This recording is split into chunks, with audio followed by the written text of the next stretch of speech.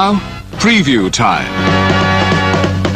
So let's take a look at what's coming your way.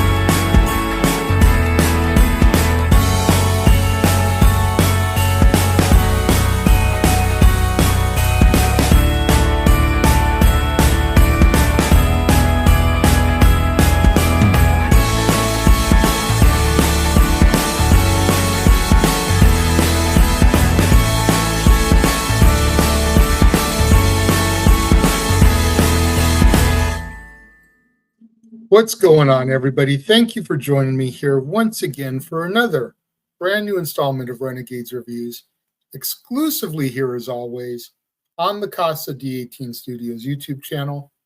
I, of course, am your host, the Renegade JJ Williams, thanking each and every one of you for coming back and joining me here once again in the theater. Now, back in 1966, a song was written that described someone as cuddly as a cactus and charming as an eel. As a matter of fact, I do believe it was the first time I ever heard the term heel used to describe a villain, as I didn't become a wrestling fan until 1998. And this song was already 9 years old by the time I was born. That song was written for a television special based off of a 1957 book. The story has been since retold multiple times with actors from Jim Carrey to Benedict Cumberbatch as the titular character. Have you figured out what I'm talking about yet? Let's get started. Now, today's film is a 2022 horror film based off of the Dr. Seuss book, How the Grinch Stole Christmas. And it's entitled The Mean One.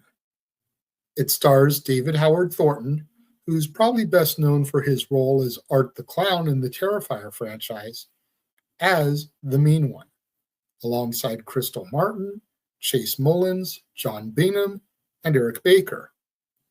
The film was written by Finn and Flip Kobler, and Flip has a minor role in the film, and the film was directed by Stephen Lamort. Now, our movie opens during Christmas Eve in the town of Newville as a green humanoid creature dressed in a Santa Claus suit, played by David Howard Thornton, attempts to rob the Christmas decorations from the home of a young Cindy you-know-who, played by Safina Shanadette. She stumbles upon the creature and she gives him a necklace until her mother, played by Tina Van Burke, attempts to fight him. In the struggle, the creature accidentally pushes Cindy's mother against a nail that pierces her neck, killing her. Before the creature can escape, Cindy calls him a monster, which angers the creature. 20 years later, Cindy, now played by Crystal Martin, returns to Newville for closure and to spend Christmas with her father, Lou, played by Flip Kobler. She bonds with police officer Burke Goldman, played by Chase Mullins, and reunites with Newville's sheriff, Peter Hooper, who's played by Eric Baker. And Sheriff Hooper continues to dismiss Cindy's claim after all these years that her mother's murderer is a monster due to the lack of evidence. Hooper reveals that Newville stopped selling or even putting up Christmas decorations after the incident. Later that evening, Lou finds some old Christmas decorations and proceeds to put them up with Cindy. While she is taking out the trash, the creature locks her out and kills Lou before proceeding to steal their decorations.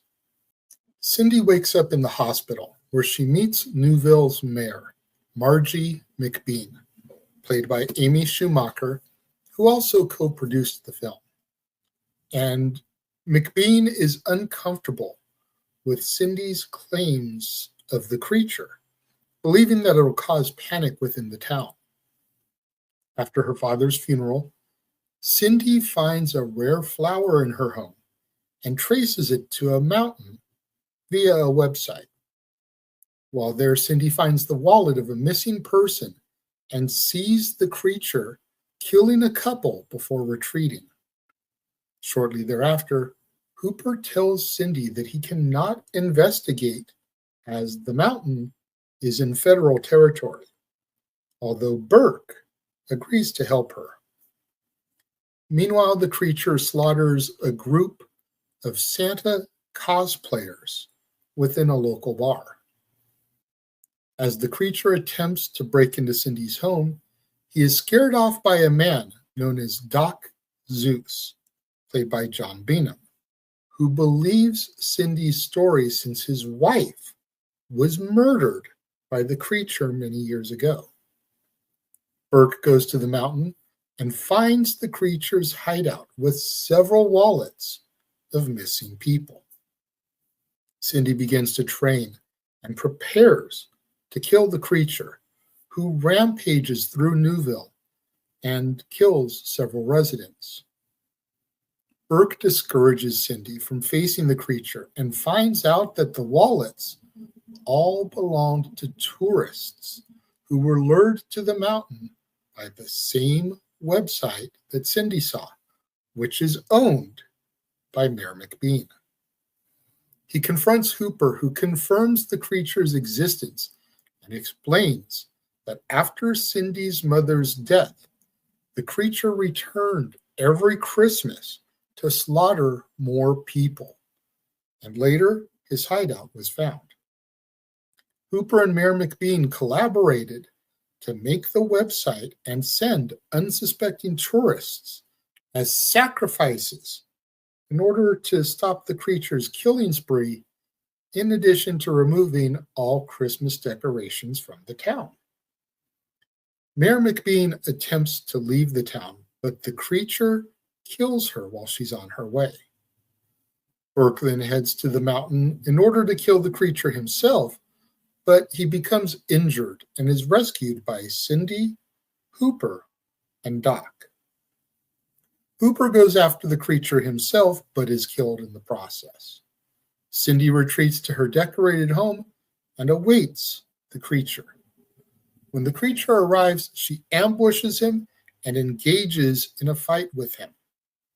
Cindy is finally able to incapacitate the creature, but before she can kill him, Cindy sees that he is still wearing the necklace that she gave him 20 years ago. Cindy realizes that the creature never wanted to hurt anyone, and that his murderous behavior sparked when she called him a monster. So she forgives him and kisses the creature on the cheek. This act of kindness causes the creature's heart to grow 3 sizes, which ends up exploding and killing him. Sometime after, Newville reverts to displaying Christmas ornaments, and the creature is deemed an urban legend and causes the town to become a popular tourist destination. Cindy and Burke begin a romantic relationship, and the narrator hints that the creature may return next year as his growl is heard and our movie comes to its close. Now, as you all should know, I love horror movies and I love Christmas movies.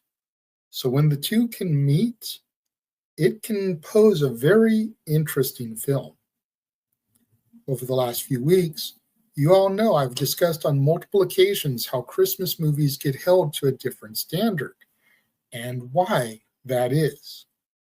How they're also formulaic, even more so than a traditional rom-com.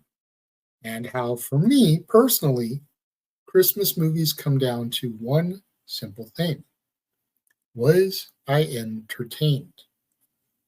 We've discussed how the plots are often void of depth because they want you to believe in the impossible. They want you to believe in the spirit of the Christmas miracle, which I do believe in.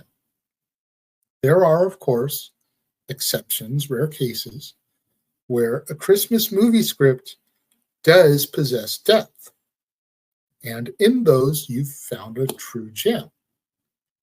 And while this film does not possess that kind of depth, when it comes to these horror renditions of classic tales, this one very well could be the hidden gem. That being said, however, it's not Citizen Kane by any stretch of the imagination. But one of the things that I really did enjoy were the little Easter eggs to other Dr. Seuss works.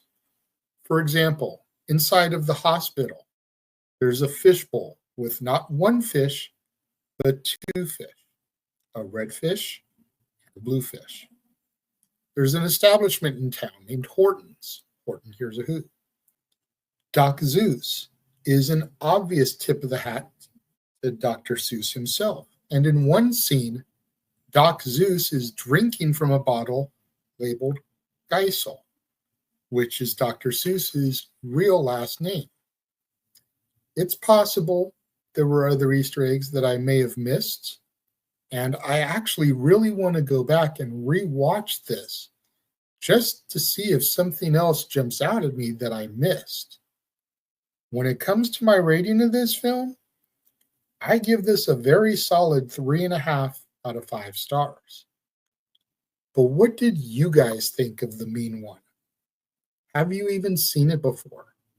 Let me know. Leave your thoughts in the comments below, and let's have that conversation, that discussion, that debate, that discourse that I'm always trying to engage you, my loyal viewers, in. Until next time, when we return to the theater for another brand new episode of Renegades Reviews, exclusively here as always on the Casa D18 Studios YouTube channel. I have been your host, the Renegade JJ Williams, thanking each and every one of you guys for tuning in and joining me. And I will catch you guys next time.